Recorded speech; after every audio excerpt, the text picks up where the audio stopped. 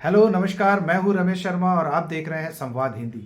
Politics, geopolitics, इस पे पैनी नज़र रखते हैं। तो चलिए सीधा चलते हैं प्रेम शंकर गुप्ता जी के पास और जानते हैं आज के अपडेट्स के बारे में। प्रेम जी नमस्कार। नमस्कार, जय श्री राम दर्शकों को। प्रेम जी, भारत में तो हम सुनते हैं कि गंगा में डुबकी लगाने से पुण्य होता है। अब मोदी जी जाके समंदर में लक्षद्वीप में डुबकी लगा दिए, तो ये तो संकट पैदा हो गया मालदीव्स के लिए। क्या अपडेट्स है इसके बारे में? अपडेट शर्मा जी, ये है कि मालदीव्स को ये डुबकी काफी महंगा पड़ा। जी। जैसे बोलते हैं ना, एक चुटकी के सिंदूर तुम क्या जानो, उसी हिसाब से एक डुबकी की कीमत तुम क्या जानो मोइजू। तो ये डुबकी मोइजू को काफी भारी पड़ गया। Flight cancellation, hotel booking cancellation हो गया। इसके अलावा आने वाले समय में इसको होटल बुकिंग मिलना काफ़ी मुश्किल होगा और लोग जाना कम करेंगे वहाँ पे। जो इंडियन वहाँ जाते थे, कहा जाता है कि जितने भी टूरिस्ट वहाँ जाते हैं उसमें 30% इंडियन रहते हैं। तो वो क्राउड जो वहाँ जाता था, भीड़ जो जाता था, अब वो इंडियन डेस्टिनेशन में जाएगा तो इंडिया का टूरिज्म बढ़ेगा। तो हालत इतनी खराब हो गई कि मोइजू अभी चाइना के विजिट पे है और वहाँ पे बोल रहा है कि चाइनीज प्रेसिडेंट को बोल रहा है कि आप हमारे लिए टूरिस्ट वगैरह भेजिए, क्योंकि इंडिया का कैंसिलेशन बहुत सारा हो गया है। तो इसी से मालूम चलता है कि उसे बहुत जबरदस्त घाव लगा है और उसके मंत्रियों ने जो नादानी की, जो बुद्धिहीन वाला जो काम किया, इसका सबक उसको काफी जबरदस्त मिला है। और इसकी हालत तो एकदम गिड़गिड़ाने वाली हो गई है, क्योंकि वो अब इंडिया के प्राइम मिनिस्टर से मिलने का समय मांग रहा है। अब देखना है कि मोदी जी कब उसको समय देते हैं और फिर उसका क्या होता है आने वाले समय में। लेकिन ये घाव तो उसको काफी जोर का झटका लगा है और मोदी जी की एक डुबकी ने वो काम किया जो अच्छे अच्छे लोग प्लानिंग करके भी नहीं कर पाते हैं। तो मोदी जी का मैनेजमेंट इतना तगड़ा है। और खास बात और ये बताना चाहता हूं मैं दर्शकों को कि मोदी जी, उनके हर एक्शन के पीछे कोई ना कोई लक्ष्य रहता है। और चूंकि मोदी जी में नैतिक बल इतना है, वो हर लक्ष्य में अभी तक सफल होते आ रहे हैं। उनके पास नैतिकता की ताकत इतनी बड़ी है कि वो हर लक्ष्य में सफल होते आ रहे हैं। उनका निगाहें कहीं और रहता है, निशाना कहीं और लगता है। ये अच्छों को समझ में नहीं आता है। मोदी जी ने जिस दिन डुबकी लगाया था, उस दिन जब पहले डुबकी का फोटो सोचा था तो कांग्रेसियों ने काफी हल्ला मचाया था।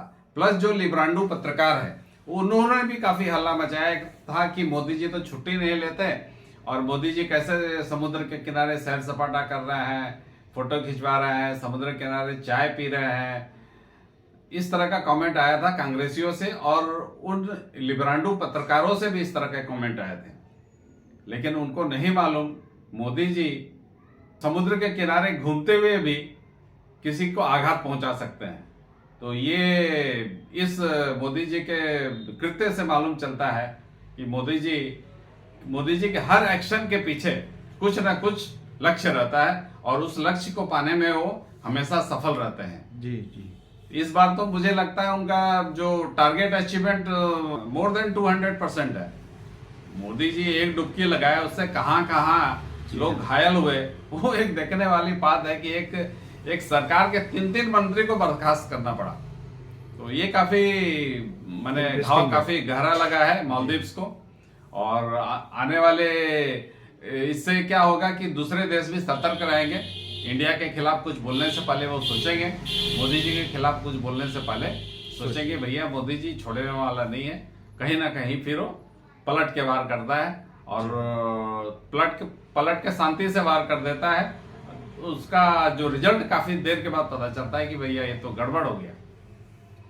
अब तो वहाँ विपक्षी पार्टियां सरकार को गिराने के पीछे ही हैं। हाँ, विपक्षी पार्टी अब वहां पे एकजुट होके चाहती है कि ये सरकार जाए, क्योंकि वहां के जो लोकल लोग हैं, जो इस बॉयकॉट से जो लोकल लोग हैं, उनको काफी आर्थिक नुकसान होगा। तो वो लोकल लोग भी अब सरकार पर प्रेशर डाल रहे हैं कि तूने क्या कर दिया। जी हाँ। तो आने वाला समय मालदीव्स में राजनीतिक संकट गहराने वाला है। राजनीतिक संकट गहराने वाला है, हो सकता है सरकार भी गिर जाए, जी। लेकिन देखते हैं क्या होता है।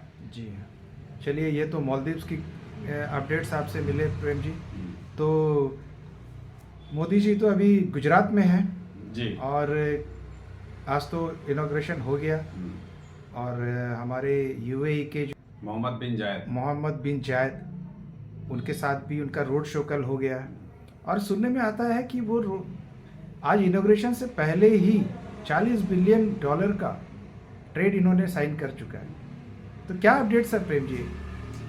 ये मोदी जी अपने आप में एक ब्रांड है जी। और मोदी जी चूंकि गुजरात से आते हैं और वो गुजरात के मुख्यमंत्री रहे 12 साल, तो नेचुरली गुजरात के प्रति उनका सॉफ्ट कॉर्नर रहता ही है। तो ये जो वाइब्रेंट गुजरात जो मोदी जी ने 2003 में चालू किया था, ये उसका 10वां संस्करण था। तो इसमें मोदी जी का मैनेजमेंट इतना तगड़ा है कि कंपनियां, पहले इसमें कंपनियां आती थी, देश विदेश की कंपनियां आती थी और गुजरात गवर्नमेंट से प्लेस करती थी कि हम इतना का इन्वेस्टमेंट आपके राज्य में करेंगे। लेकिन आस्ते आस्ते अब इसमें राष्ट्राध्यक्ष आने लगे। इस फोरम की महत्ता इतनी बढ़ गई कि इसमें राष्ट्राध्यक्ष आने लगे। तो उसी कड़ी में यूएई के शेख साहब आए हैं, मोहम्मद बिन जायद, और उनका उनके कंट्री का काफी बड़ा इन्वेस्टमेंट गुजरात में होने वाला है। और इसके अलावा बहुत सारी कंपनियां प्लेस कर रही हैं। अडानी का काफी बड़ा इन्वेस्टमेंट आने वाला है गुजरात में, अंबानी का आने वाला है, और उसके अलावा मारुति मोटर्स का बहुत बड़ा इन्वेस्टमेंट होने वाला है। और सबसे बड़ा चीज है वहां पे गुजरात में अभी सेमीकंडक्टर का एक हब बनने वाला है, क्योंकि सेमीकंडक्टर की 2 कंपनियां वहां पे, एक माइक्रोन है और एक का नाम मैं भूल रहा हूं। तो ये 2 कंपनियां वहां बहुत बड़ा इन्वेस्टमेंट करने का प्लान कर रही हैं और सुनने में आया है एमयू वगैरह साइन हो गया है। तो अभी तक जो एमयू साइन हुए हैं अलग अलग कंपनियों से गुजरात सरकार का, उसका अगर 40% 50% भी अगर धरातल पे आता है तो गुजरात में बहुत बड़ा वर्क फोर्स का रिक्वायरमेंट पड़ेगा, वहां पे बहुत जॉब क्रिएट होंगे और इसके भारत को काफी फायदा होने वाला है। और इससे भारत का एक्सपोर्ट भी बढ़ेगा, क्योंकि सेमीकंडक्टर का अगर प्रोडक्शन आ जाता है कि तो सारा वर्ल्ड इंडिया से सेमीकंडक्टर लेगा। क्योंकि कोरोना के टाइम में जो सप्लाई चेन था सेमीकंडक्टर का, वो डिस्टर्ब हो गया था। इससे के कारण काफी सप्लाई चेन डिस्ट्रप्शन के कारण काफी प्रॉब्लम आया बिजनेस में। इसके कारण शेयर मार्केट जगह जगह कंपनियों के, क्योंकि हर कंपनियों का एक टारगेट रहता है, वो टारगेट अचीव नहीं कर पाई, तो इससे शेयर का भाव गिरा। पूरे वर्ल्ड में शेयर का भाव गिरा था, शेयर मार्केट गिरे थे, काफी नुकसान हुआ था। तो वो सप्लाई चेन को अभी कंपनियां चाहती हैं कि वो सप्लाई चेन ठीक से रिस्टोर हो और उसमें कोई प्रॉब्लम ना आए, वो कंटिन्यू चलता रहे, एक फ्लो बना रहे, कंटिन्यू चलते रहे, बिजनेस आता रहे, प्रोडक्शन होता रहे, माल बाजार में जाता रहे, लोग खरीदते रहे, वो एक फ्लो चलता है, कंटिन्यूएशन का एक फ्लो जो चलता है वो चलते रहना चाहिए। तो इंडिया में कंडक्टर के अगर प्लांट लगेंगे तो फ्लो अभी भी स्लो है, तो इंडिया का जो प्लांट से प्रोडक्शन निकलेगा उस फ्लो को वो स्पीड अप करेगा। स्पीड अप करने से पूरे वर्ल्ड को फायदा है, इंडिया को तो फायदा है ही, इंडिया के दोनों हाथ में लड्डू रहेंगे इससे। जी हाँ, तो सेमीकंडक्टर के फील्ड में भी भारत अपने आप को एक दिग्गज के रूप में प्रस्तुत करना चाहता है। होना भी चाहिए। भारत की तरक्की, भारत की इकोनॉमिकल ग्रोथ के लिए ये बहुत जरूरी है। एकदम। तो इसके अलावा और एक चीज शेयर करना चाहता हूँ। जी गल्फ कंट्री में भारत का रुतबा अभी काफी बढ़ रहा है।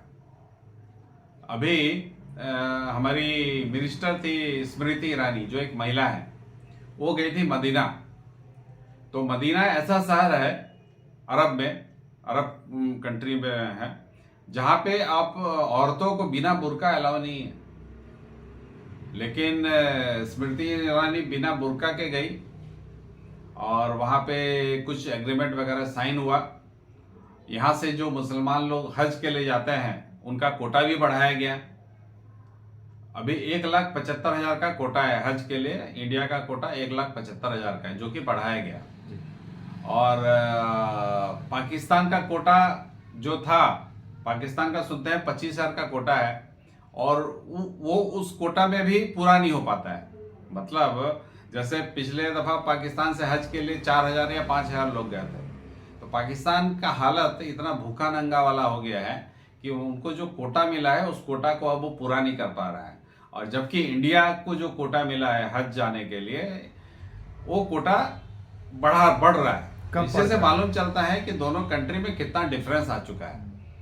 और ये पाकिस्तानियों को भी सोचना चाहिए, इसके अलावा यहाँ के मुसलमानों को भी सोचना चाहिए कि वो जन्नत में रह रहे हैं और भारत का शुक्रिया अदा करें कि वो वाकई जन्नत में है। भारत की पहुंच आज वर्ल्ड में जिस लेवल पे है, जिस लेवल पे भारत पहुंचा है, मोदी जी ने इसको पहुंचाया है। मोदी जी ने इसको फर्श से अर्श पे लेके गए हैं। तो इससे हमको मोदी जी का शुक्रगुजार होना चाहिए। और गल्फ कंट्री में जो स्मृति ईरानी जी गई, वो बिना बुर्का के घूमी, तो सिर्फ एक आदमी के कारण, मोदी जी के कारण। वो बिना बुर्का का वहां से घूम के आ रही है, वहां मूवी वगैरह साइन करके आ रही है। तो ये भारत का बढ़ता प्रभाव है वर्ल्ड पे, इसी से पता चलता है। जी हाँ, और हमारे भारत में कोई बुर्का का प्रथा नहीं है। अपने कल्चर के हिसाब से वो वहाँ अपने आप को रिप्रेजेंट करी। जब वहाँ से, जब गल्फ कंट्री से कोई आते हैं, कोई महिला अगर कभी आती हैं जैसे, तो फिर वो बुर्के का इस्तेमाल करती हैं। और एक चीज मैं बताना चाहता हूँ आपको जी। अभी जो स्मृति ईरानी गई थी, सुनने में आ रहा है, ये अभी श्योर नहीं है लेकिन सुनने में आ रहा है कि मदीना में एक राम जी का मंदिर बनने का भी करार हुआ है। जी हाँ, जी। राम मंदिर बनने का प्रस्ताव अभी आया है। अच्छा। और इसमें काम कितना दूर आगे बढ़ा है अभी वो आया नहीं है, उसका खबर पूरा आया नहीं है, लेकिन सुनने में आया है कि एक राम मंदिर, मदीना में भी एक राम मंदिर बनेगा। क्योंकि यूएई और सऊदी अरब के जो शेख लोग हैं वो चाहते हैं कि इसको, इस भूभाग को यूरोप की तरह बना दे। तो इसके कारण वो अभी काफी छूट वगैरह दे रहे हैं। तो इसी सिलसिले को आगे बढ़ाते हुए अब उन्होंने तय किया है कि वहां एक राम मंदिर बनाने का भारत के साथ समझौता शायद होने वाला है, या हो गया है, या जमीन अलॉटमेंट हो गया, इस तरह का कुछ खबर है। ये खबर आने वाले दिनों में पूरे विस्तार से आएगी हमारे पास। और अभी जो मंदिर का उद्घाटन करने मोदी जी जा रहे हैं, इस मंदिर का शिलान्यास भी मोदी जी ने ही किया था। जी। इसका उद्घाटन मोदी जी ने किया था 2016 में। ये जो बिन जायद है, मोहम्मद बिन जायद, ये जमीन दिए थे। तो ये स्वामीनारायण ग्रुप का है, अक्षरधाम ग्रुप का ये मंदिर वहां पे बन रहा है, जो कि 2016 में मोदी जी इसको उद्घाटन करके आए थे। अब इसका लोकार्पण करने वो जा रहे हैं, 14 फरवरी को जा रहे हैं 2024 में।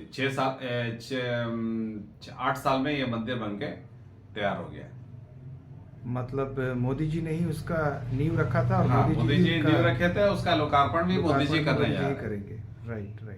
धन्य है मोदी जी। मोदी जी बहुत कुछ कर रहे हैं भारतवासियों के लिए। भारत का नाम विश्व भर में गर्व से लिया जा रहा है, तो एक अच्छी बात है।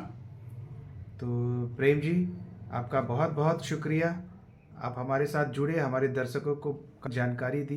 तो देखा दर्शकों, आप लोगों ने, प्रेम जी हमको बहुत अच्छी जानकारी दिए हैं। आपके लिए भी ये फायदेमंद है, आपके बच्चों के लिए भी फायदेमंद है। मैं आपको बता दूं, क्योंकि आजकल स्कूलों में भी न्यूज़ अपडेट्स मांगते हैं बच्चों से। मेरा बेटा भी है प्रेम जी, तो वो भी स्कूल में जाता है, तो मैं भी उसको बता दिया करता हूँ ये अपडेट्स हैं। तो चलो, बच्चों को बताया जाता है, काफी हेल्पफुल होता है जी। उनको बताया जाता है कि 2 नेशनल न्यूज, 2 इंटरनेशनल न्यूज, जी हाँ, और 2 स्पोर्ट्स न्यूज, जी हाँ, ये लेके आओ और सुनाओ बच्चों को। जी हाँ, तो बच्चों को भी के लिए भी काफी हेल्पफुल न्यूज है।